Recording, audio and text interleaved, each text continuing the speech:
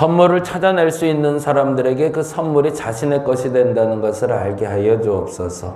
하나님이 곳곳에 보물을 숨겨놓으셨는데 그 보물을 찾아서 그 보물을 찾는 행복을 누리는 사람이 있는 반면, 하나님이 보물을 숨겨놓으셨는데도 불구하고 보물을 찾을 생각을 안 하거나 혹은 보물을 찾지 못해 절망하는 이들을 봅니다. 하나님, 당신이 그들의 곁에 숨겨놓은 보물을 찾게 하여 주시옵소서. 오늘 한날에 당신의 그 보물을 저들의 곁에 두신 줄 믿습니다. 그 보물을 찾게 하시고 그것이 나의 은혜임을 알게 하여 주시옵소서. 오늘도 감사합니다. 고마우신 예수님 이름으로 기도드렸습니다. 아멘, 아멘. 오늘은 창세기 계속 보는데요. 창세기 1장에다가 표를 해놓으시면 좋을 것 같고요. 제가 순서에는 1절부터 3절로 되어 있는데 오늘 3절부터 8절까지 보도록 합니다. 가끔 그런 실수가 좀 나와요. 양해를 좀 해주시고, 그리고 앞뒤 구절을 보면서 오늘 구절이 어디까지인지 한번 보시고 찾아오시면 될 것 같습니다. 이제 한 절 한 절 거의 좀 보게 되는데요. 우리 3절 말씀부터 8절 말씀까지 우리 같이 한 목소리로 읽도록 하겠습니다. 하나님이 이르시되 빛이 있으라 하시니 빛이 있었고 빛이 하나님이 보시기에 좋았더라. 하나님이 빛과 어둠을 나누사 하나님이 빛을 낮이라 부르시고 어둠을 밤이라 부르시니라. 저녁이 되고 아침이 되니 이는 첫째 날이니라. 하나님이 이르시되 물 가운데 궁창이 있어 물과 물로 나뉘라 하시고 하나님이 궁창을 만드사 궁창 아래의 물과 궁창 위의 물로 나뉘게 하시니 그대로 되니라. 하나님이 궁창을 하늘이라 부르시니라. 저녁이 되고 아침이 되니 이는 둘째 날이니라. 아멘, 아멘. 한 번에 하나씩 하나님이 만들어가는 모습을 보는데요. 이렇게 한번 정리를 해놓을까요? 우리 작년에 했던 습관대로 질문을 한번 던져보죠. 세계관이라는 게 있잖아요. 우리 아이들 보는 영화 같은 마블 같은 것도 세계관이 있다고 그러고 영화에도 그러고 요즘 연예계에서도 SM도 SM의 세계관을 만들고 있다라는 표현을 써요. 기독교에서도 기독교 세계관이라는 단어를 씁니다. 그러면 기독교 세계관을 알아야 우리가 그 안에 살아가는 거잖아요. 근데 이 기독교 세계관에 대해서 정의가 돼 있지 않으면 혼돈되는 거죠. 왜요? 우리는 기독교 세계관 안에서 살아야 되는데 비기독교 세계관과 혼돈하면서 살고 있기 때문에 질문을 이렇게 던져보죠. 첫 번째 질문은 이렇게 됩니다. 하나님은 누구인가? 우리의 세계관의 시작입니다. 하나님은 누구인가? 그 답이 1장 1절에 있죠. 하나님은 누구인가? 읽어보죠. 같이 읽어보겠습니다. 태초에 하나님이 천지를 창조하시니라.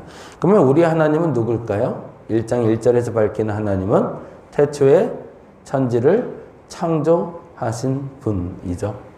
거기에 대해서는 어저께도 설명을 드렸지만 이 태초라는 단어가 무엇인지 창조라는 단어가 무엇인지를 우린 집중해서 봐야 됩니다. 무에서 유를 만들 수 있는 분이 하나님이고 하나님으로 말미암아 영원한 것이 유한한 것과 만나게 되었다. 그것이 우리 세계관의 시작입니다.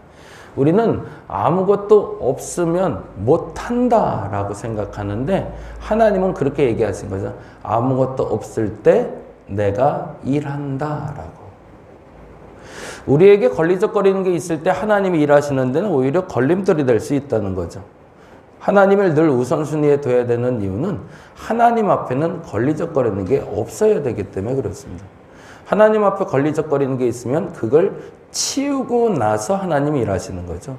그래서 아무것도 없으면 못한다가 아니라 아무것도 없을 때 하나님이 일하시기 시작한다는 걸 믿고 하나님 앞에는 아무것도 두지 말아야 됩니다. 그게 우리의 세계관의 시작입니다. 하나님은 누구이신가에 대한 질문이 1장 1절이었다면 두 번째 질문을 던져야겠죠. 그러면 그분과 만나는 나는 누구인가죠? 그게 1장 2절이 되죠. 세계관에 대해서 정의할 때 주관자가 누구인지 그리고 개체가 누구인지를 알아야 되고 내가 누구인지를 아는 것이 굉장히 중요한데 첫째는 하나님은 누구신지 아는 것이 중요하고 두 번째는 내가 누구인지 아는 게 중요하죠. 한 가지 그래서 팁으로 말씀드렸던 게 어저께 하나님은 두 가지로 표현된다고 그랬죠. 엘로힘 하나님, 야훼 하나님 두 가지로 보인다고 그랬고 창조의 하나님과 구원의 하나님인데 창세기 1장에서는 창조의 하나님만 다루고 있다라는 표현을 썼고요. 나는 누구인가는 1장 2절이 되겠죠. 같이 한번 읽어볼까요? 땅이 혼돈하고 공허하며 흑암이 깊음 위에 있고 거기다 동그라미 해놓자고 그랬죠. 혼돈, 공허, 흑암. 하나님 앞에 있을 때 우리는 하나님을 만나기 전을 말합니다. 하나님 만나기 전엔 혼돈, 공허, 흑암이 있다. 그것이 우리의 상태다. 영적 상태다. 라고 이야기하자고 그랬죠. 그러면 이제 세 번째가 되겠죠. 세 번째 질문은 이렇게 던져요. 그와 만나면 무슨 일이 일어나는가? 그게 바로 3절과 8절이죠. 그래서 3절부터 8절까지는 우리가 하나님을 만났을 때 어떤 일을 경험하게 되는지를 설명해 내고 있습니다. 그렇다면 1장 1절에서 1장 8절까지의 이야기는 그날만 있었던 일일까? 아니라는 거죠. 지금도 반드시 일어나는 일이라는 거죠. 어떻게 했을 때 내가 그 하나님을 인정하고 내가 내 상태를 인정하고 그분을 만날 때 동일한 일이 나에게 일어난다 라고 생각해야 된다는 거죠. 그 첫 번째가 이렇게 됩니다. 3절에서 5절이죠. 같이 한번 읽어봅니다. 3절 5절 하나님이 이르시되 빛이 있으라 하시니 빛이 있었고 빛이 하나님이 보시기에 좋았더라. 하나님이 빛과 어둠을 나누사. 거기다 동그라미 넣게 나누사. 6절 말씀 읽어봅니다. 하나님이 이르시되 물 가운데 궁창이 있어 물과 물로 나뉘라. 동그라미 넣으시고요. 그리고 7절에 이렇게 읽어볼게요. 하나님이 궁창을 만드사 궁창 아래의 물과 궁창 위의 물로 나뉘게 하시니 그대로 되니라. 뭐 하는 걸까요? 정리가 시작되는 거죠.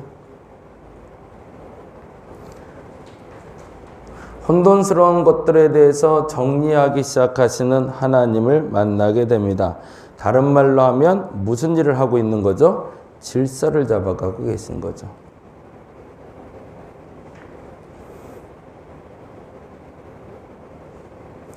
그리고 나서 아주 재미난 표현이 나오죠. 물과 물이 나뉜 다음에 9절에 보니까 이렇게 되어 있죠. 하나님이 이르시되 천하의 물이 한 곳으로 모이고 묻히들어 나가라 하시니 그대로 되니라. 거기다 모이고 동그라미를 해놓을게요. 그리고 채우기 시작하시는 거죠. 나누어 놓으시고 채우기 시작하시며 질서 잡아가시는 하나님을 보게 됩니다. 앞서 말씀드린 대로 나의 하나님은 누구인가 여러분의 신앙으로 고백할 수 있어야 됩니다. 나의 하나님은 아무것도 없을 때 할 수 없다 하시는 분이 아니라 아무것도 없을 때 내가 일한다 말하시는 분이다. 그분이 무에서 유를 창조하신 나의 하나님이다. 그것이 우리의 첫 번째 고백이어야 됩니다. 그리고 나는 하나님을 만나기 전에 공허하고 혼돈하고 흑암 중에 있던 존재임을 인정해야 됩니다. 왜 지금 대선을 치르고 있는 이 전국에서 한 나라에 수장이 됐던 두 당이 있는데 한 당이 왜 이렇게 혼돈스러울까요? 서로가 수장이 되려고 그러잖아요. 대표가 없잖아요. 수장이 하나가 있고 그 밑에 조직이 만들어져야 되는데 조직을 만들지 못하기 때문에 혼돈이 되는 거잖아요. 마찬가지겠죠. 하나님을 믿는 사람들도 그 조직을 잡지 않으면 혼돈스러운 겁니다. 근데 조직을 잡지 않는다는 게 뭐냐면 각자가 머리가 되고 싶은 거거든요. 머리는 하나여야 되는데 하나님이 머리가 되시고 하나님 우리의 으뜸이 되시고 그 후에 흘러가야 자리가 잡히기 시작합니다. 그런데 매우 중요한 게 하나가 나옵니다. 이 부분은 다시 한번 읽어보죠. 그게 3절에서 5절의 단어인데요. 같이 다시 한번 읽어보도록 합니다. 하나님이 이르시되 빛이 있으라 하시니 거기다 별표를 해놓을까요? 빛에다가 별표를 해놓죠.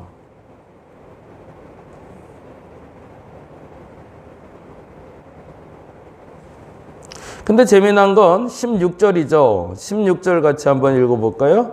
하나님이 두 큰 광명체를 만드사 그 큰 광명체에 낮을 주관하게 하시고 작은 광명체로 밤을 주관하게 하셨대요. 그 두 광명체가 뭔지 우리는 잘 알고 있죠. 뭐죠? 태양과 달이죠. 그러면 하나님이 3절에 만든 빛은 뭘까요? 그게 질문이 돼야 되겠죠. 그래서 혹자들은 영의 빛, 영광의 빛이다라고 얘기하기도 하고요. 또 어떤 사람은 다른 다양한 해석을 하기로 하는데 저는 개인적으로 이걸 시간이라고 봅니다. 그러면 이렇게 해석이 될 수 있죠. 하나님이 3절입니다. 하나님이 이르실 때 빛이 있으라 하시니 뭐가 있었대요? 빛이 있었고 그거를 시간으로 바꿔볼까요? 하나님이 이르실 때 시간이 있으라 하시니 시간이 있었고 그렇죠. 그 다음에 4절부터 5절에 5절 말씀 보겠습니다. 하나님은 빛을 낮이라 부르시고 어둠을 밤이라 부르시니라 저녁이 되고 아침이 되니 이는 첫째 날이. 그전에는 그러면 첫째 날, 둘째 날 기준이 있었을까요? 없었을까요? 없었다는 얘기죠. 첫째 날이 됐다는 건 이 날이 첫날이죠. 이 날이 시작이라는 얘기잖아요. 그러면 하나님이 이 땅을 만드시면서 제일 먼저 만드신 일은 뭔 거죠? 시간을 만드신 거죠. 근데 이 시간은 어떤 시간일까요? 우리의 일생이 아닙니다. 우리가 쓰는 단어로 얘기하면 하루를 만드신 거죠. 그래서 제가 제 닉네임을 하루살이라고 쓰는데요. 이유가 있습니다. 하나님이 만든 첫 번째 보물을 잡기 위해서 그렇습니다. 왜 이걸 보물이라고 제가 지칭을 하냐면 세상 어떤 사람들에게도 하나님이 균등하게 준 것이 눈 씻고 찾아와도 찾기가 참 어려워요. 근데 하나님이 모든 사람에게 공평하게 준 게 있습니다. 그건 생명도 아니에요. 하루라는 시간입니다. 어떤 사람은 하루를 살다 가기도 하고요. 어떤 사람은 100년을 살다 가기도 해요. 근데 재미난 건 그 하루의 시작점은 모두에게 동일하게 주셨어요.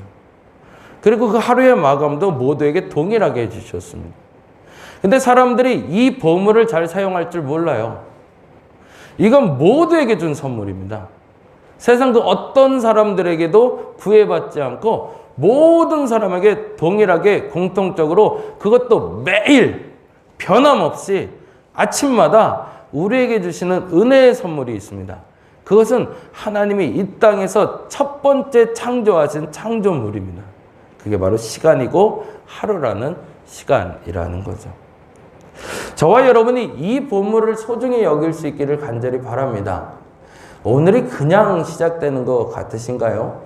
우리 어르신들 그 얘기 하잖아요. 잠자다가 밥 먹다가 다음날 그냥 안 깨나면 하나님 부름받은 걸로 알았으면 너무 좋겠다고 굉장히 중요한 표현이죠. 그런데 우리가 이날에 깨어서 이렇게 예배하고 기도하고 그리고 오늘 한 날 내가 움직일 수 있다는 게 어마어마한 하나님의 선물임을 우리는 알지 못한다는 거죠. 오늘은 그렇게 다짐해보고 다잡아보고 이 하루를 살아보시기 바랍니다. 이 하루는요 그냥 주어진 게 아니라 하나님의 첫 번째 창조물을 내게 주신 것이라는 믿음으로 살아보시기 바랍니다. 뭐든지 1번이 제일 좋잖아요. 뭐든지 제일 먼저 만들어진 게 좋은 거 아닌가요? 물론 시제품도 있을 수 있죠. 근데 시제품이 아니라 완성품이 나왔는데 그것이 첫 번째로 나온 건 기념할 만한 것이고 상징할 만한 것이고 가장 소중한 것이겠죠. 하나님은 그 소중한 것을 모든 사람에게 똑같이 주셨음을 믿으시고 그 소중한 오늘 하루, 이 하루를 정말 하나님의 보물답게 마음껏 사용할 수 있는 저와 여러분 되시기를 간절히 바랍니다. 기도하겠습니다. 하나님은 우리에게 가장 소중한 걸 주신다고 우리는 알고 있습니다. 근데 그 가장 소중한 것 중에 소중한 것이 바로 오늘이라는 시간입니다. 이 시간을 온전하게 살아내게 하여 주옵소서.